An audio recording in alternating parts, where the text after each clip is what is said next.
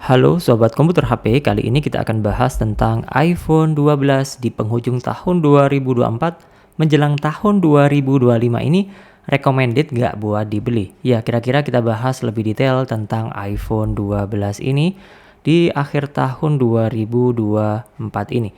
Nah, ngomongin iPhone 12 ini, seperti yang kita tahu, iPhone ini dirilis di tahun 2020. Jadi ponsel primadona di mana iPhone 12 ini sudah mengadopsi flat design ala iPhone 5 series. Beda halnya dengan iPhone 11 yang masih menggunakan desain yang melengkung untuk bagian tepiannya. Dan apakah iPhone 12 ini masih layak buat kalian beli atau lebih baik skip? Dan di video kita kali ini kita bahas lebih detail tentang kelebihan dan juga kekurangan iPhone 12 ini. Nah, mulai dari tampilannya, iPhone 12 ini sudah mengadopsi flat design layaknya iPhone 5 series ataupun iPhone yang lebih baru. Dan iPhone 12 ini tetap terlihat premium dan modern, jadi ya timeless untuk desainnya ini.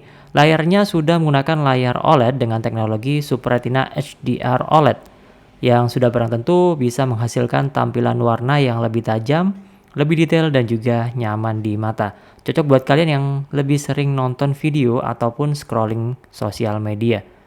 Dan walaupun desainnya udah 4 tahunan, karena tahun ini adalah tahun keempat, tahun 2025 adalah tahun kelima, iPhone 12 ini masih bisa bersaing banget dari sisi tampilannya. Tapi bagaimanakah dengan performanya? iPhone 12 ini dari sisi performa dibekali dengan chipset Apple A14 Bionic dengan RAM 4 GB yang bahkan bisa dibilang di tahun 2025 tahun depan ini masih tergolong powerful untuk main game, edit video, multitasking semuanya bisa dilibas menggunakan chipset Apple A14 Bionic ini tanpa masalah. Tapi ingat ya, meskipun performanya masih oke, kalian harus pastikan kondisi baterainya juga nggak ngedrop karena iPhone ini untuk sekarang ini juga masih dijual dalam kondisi baru. Kalau kalian tertarik bisa langsung ke Digimap ataupun ke iBox untuk pilih iPhone 12 ini. Tapi ya kurang rekomen kalau beli dalam kondisi baru ya.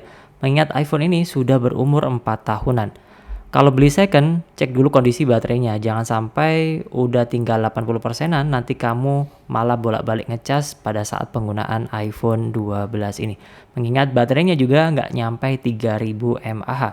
Hanya 2815 mAh, di mana ini bahkan bisa dibilang lebih kecil dibandingkan baterai iPhone 11. Kemudian, untuk kameranya, iPhone 12 ini menggunakan setup kamera yang mirip dengan iPhone 11. Cuman bedanya iPhone 12 ini, untuk kamera depan ataupun kamera utamanya ini sudah dibekali dengan mode malam atau night mode. Dimana untuk kamera utamanya ini setupnya dua lensa wide, ultra wide masing-masing berukuran 12 megapiksel dan bisa merekam sampai 4K 60 fps. Dan untuk kamera depannya juga serupa ya, memiliki ukuran 12 megapiksel dan bisa merekam sampai 4K 60 fps. Jadi, kelebihan dari iPhone 12 ini adalah dari poin kamera utama dan kamera depannya yang sudah barang tentu sudah support untuk mode malam. Jadi ya untuk hasil perekaman video ataupun fotonya ini terlihat bagus meskipun dalam kondisi low light. Dan buat kalian yang suka bikin konten kualitas video 4K Dolby Vision pada iPhone 12 ini tentunya masih bisa banget diandelin. Kemudian dari fitur-fiturnya, iPhone 12 ini dilengkapi dengan beberapa fitur ya, mulai dual SIM, kemudian Apple Pay, NFC, anti air, anti debu, kemudian juga sudah support untuk fast charging, wireless charging, MagSafe, 15 watt, dan juga sudah support untuk jaringan 5G. Jadi iPhone 12 series termasuk iPhone 12 ini salah satu iPhone yang sudah support untuk jaringan 5G. Jadi kalian bisa mengoptimalkan koneksi internet dengan lebih cepat pada iPhone 12 series termasuk iPhone 12 ini. Seperti yang saya bilang tadi, baterainya nggak terlalu besar ya, cuma 2815 mAh. Dan untuk pemakaian intensif mungkin perlu power bank. Cuman kalau untuk penggunaan harian standar ya masih bisa lah untuk seharian menggunakan iPhone 12 ini. Pastinya saya lebih rekomendasikan lebih baik ganti baterai baru kalau kalian belinya dalam kondisi second dengan baterai health di bawah 80%. Jadi kalau kalian sering bepergian dan butuh ponsel dengan daya tahan baterai yang lama, mungkin iPhone 12 ini bukan jadi pilihan yang terbaik.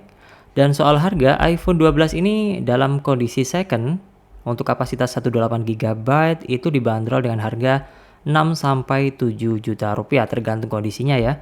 Dan itu untuk second X garansi iBox. Sedangkan untuk harga barunya, saat ini terakhir kali saya cek itu untuk kapasitas 128 GB dibanderol dengan harga 7,9 juta rupiah atau 8 juta rupiah untuk kapasitas 128 GB.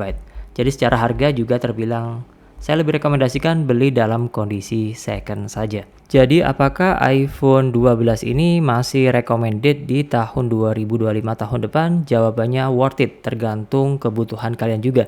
Cuman iPhone 12 ini juga salah satu iPhone yang bisa saya rekomendasikan buat kalian yang takut beli iPhone 13 karena iPhone 13 series kebanyakan ada yang namanya isu green screen. Jadi iPhone 12 ini bisa jadi pilihan yang lebih menarik, lebih murah dibandingkan iPhone 13 juga, tapi secara fitur, desain ini mirip banget dengan iPhone 13. Dan kalau saya pribadi sangat merekomendasikan iPhone 12 ini, di mana iPhone ini untuk update iOS juga terbilang masih sisa 2 kali lagi kalau didukung selama 6 kali update, yakni iOS versi 19 dan iOS versi 20 di tahun 2026.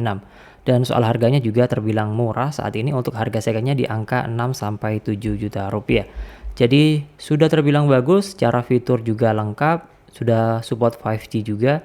Jadi buat kalian yang di perkotaan bisa memanfaatkan jaringan 5G untuk mengoptimalkan koneksi internet di HP iPhone 12 ini. Semuanya kembali ke kalian sebagai pihak pembeli. Saya hanya merekomendasikan, dan kalau kalian ada pertanyaan silahkan tulis saja di kolom komentar. Dan terima kasih. Sampai jumpa di next video. Bye-bye.